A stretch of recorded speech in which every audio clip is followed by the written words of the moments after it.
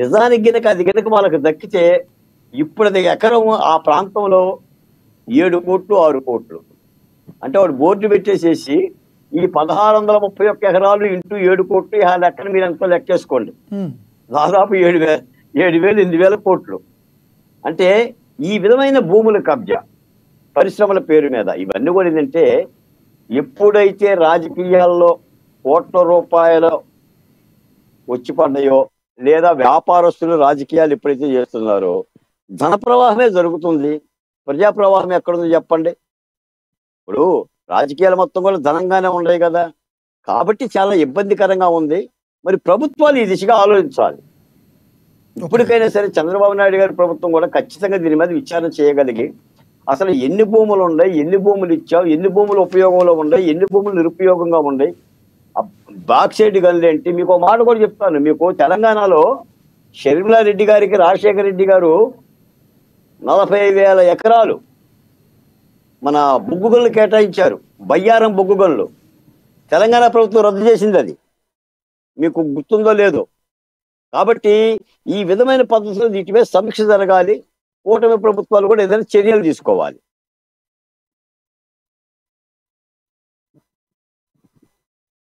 కోటయ్య గారు, ఒకటైతే ఉంది, కేవలం హిందూ ఆలయాల భూములే కాదు, చివరకు వక్ఫ్ బోర్డు భూములు, బంజారా భూములు, వేలాది ఎకరాలు ఉన్నాయి. మరోవైపు ప్రజా ప్రయోజనం పేరుతో పలు ప్రాజెక్టుల కోసం ప్రభుత్వాలు ఆలయ భూములను కైవసం చేసుకుంటుంది. స్వాధీనం చేసుకున్న భూములకు పరిహారం కూడా చెల్లించకుండా నిర్లక్ష్యం వహిస్తుంది. దేవుడి భూములకు వివిధ ప్రభుత్వ శాఖలు 991 కోట్ల రూపాయలు ఇంకా చెల్లించాల్సి ఉందండి. ఇంకోవైపు సాగు పేరుతో ఇతర అవసరాల కోసం లీజుపై దేవుడి భూములు తీసుకున్న వేలాది మంది కౌలుదారులు ఇప్పటికీ కూడా గడువు ముగిసినా అక్కడే తిష్టవేసి కూర్చుని భూములను తన గుప్పెట్లోనే ఉంచుకుంటున్నారు. ఈ కౌలుదారు గడువు ముగిసినా అక్కడే తిష్టవేసి భూములు గుప్పెట్లో ఉంచుకుంటున్నారు కదా. ఈ విషయంలో ప్రభుత్వం ఎందుకు ప్రేక్షక పాత్ర వహిస్తుందని మీరు అనుకుంటున్నారు? ఒక్క దేవాదాయ భూములే కాదండి, దేవాదాయ భూములు, కుంట భూములు, రెవెన్యూ భూములు, అటవీ భూములు, ఇలా వివిధ రకాలుగా ఉన్న అన్ని భూములు కూడా అన్యాక్రాంతం అయ్యాయి. మీకు ఆఖరికి భూములు అన్యాక్రాంతం అవటం మూలన, స్థలాల అన్యాక్రాంతం అవటం మూలన బుడమేరు పొంగింది.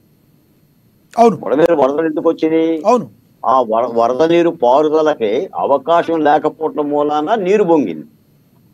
ఇప్పుడు నదీ తీరాలను కూడా ఆక్రమణ చేసుకుంటున్నారు. వీటి మీద కట్టడి చేయకపోతే ఏమవుతుందంటే పర్యావరణం దెబ్బతింటుంది. రెండోటి ఇటువంటి వరద ప్రమాదాలు వస్తాయి, ముప్పు ప్రమాదాలు వస్తాయి, ప్రజల యొక్క ప్రాణాలు కూడా పోతాయి. వీటన్నిటి మీద సమీక్షలు అయితే జరగాలి. మరి అంటే ఎందుకు తీసుకోవడం లేదనే ప్రశ్న కంటే తీసుకోవాల్సిన అవసరం అయితే ఉందండి. ఇటీవల కాలంలో జగన్మోహన్ రెడ్డి గారి పరిపాలనకు వచ్చిన తర్వాత భూములు మరింత అన్యాక్రాంతమైనాయండి. ఎందుకంటే ఏ భూమి ఇప్పుడు మేము ఉద్యమ నాయకులమే, మాకు అర్ధరాత్రి అపరాత్రి ఫోన్లు వస్తుంటాయి. అన్న మా 2 ఎకరాలు ఆక్రమిస్తున్నారు, నా 2 ఎకరాల్లో అసైన్మెంట్ భూమిలో వైసీపీ కార్యాలయం కట్టారు, నా మీద కేసు పెట్టారు. వీడి దగ్గర ఆధారాలు ఉండవు, కోర్టుకి వెళ్ళలేడు, పోలీస్ స్టేషన్కి వెళ్తే వినేవాళ్ళు లేడు. ఇప్పుడు దస్తావేజులు ఉంటాయి కదా. ఇప్పుడు గతంలో అంటే మీరనేది ఏంటి? ఓన్లీ వైసీపీ హయాంలో కాదు, గతంలో కాంగ్రెస్ హయాంలో, గతంలో టీడీపీ హయాంలో ఎప్పటి నుంచో కూడా భూములు అన్యాక్రాంతం అవుతూ వస్తున్నాయని అంటారా మీరు?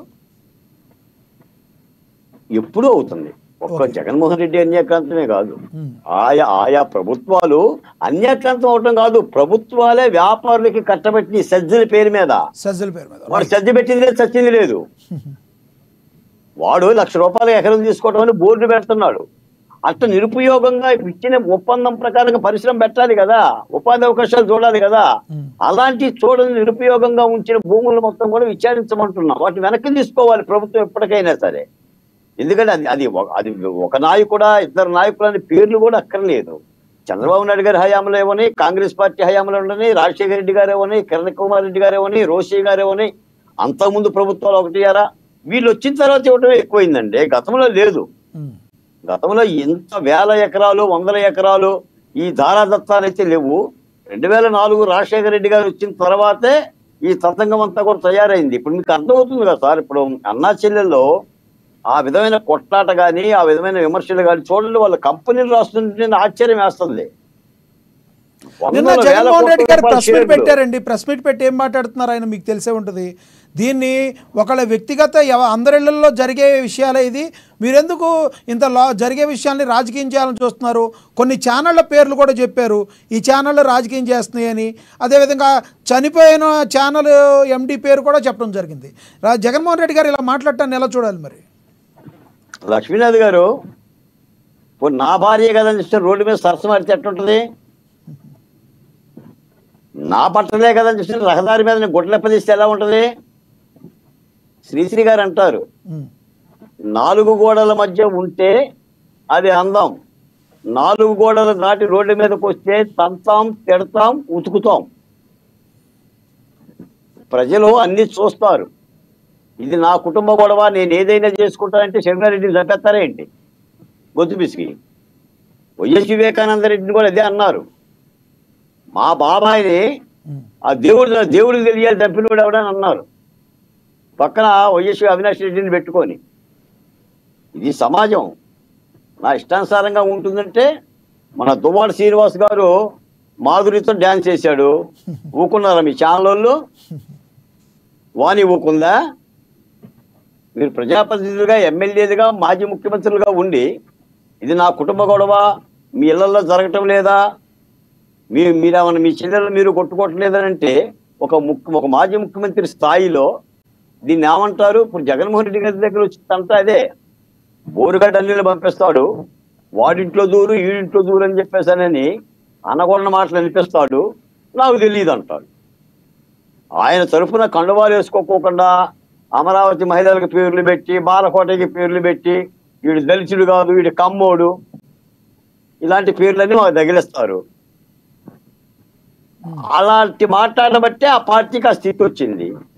మళ్ళీ ఇప్పుడు ఏమన్నాడు, ఇది మీ ఇళ్లలో గొడవలు లేవా? చంద్రబాబు నాయుడు గారు తన తమ్ముడికి ఎన్ని ఎకరాలు పంచాడు, తన చెల్లెలకి ఎన్ని ఎకరాలు వేసి పంచాడు. పరమానంద శిష్యుడి కథ ఒకటి ఉంది, చవట ఆయన నేను, నీకంటే పెద్ద చవట ఆయన నేను. వీళ్ళ భాగవతం చెప్పరు.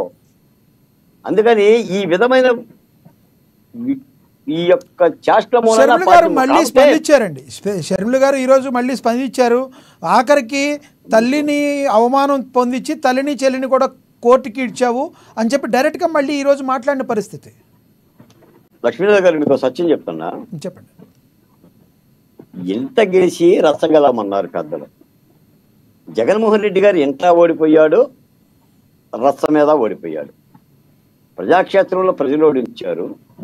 ఇంట్లో షర్మిలారెడ్డి, విజయమ్మ గారు కూడా ఆయన నైతికతని, విశ్వసనీయతని ఓడించారు.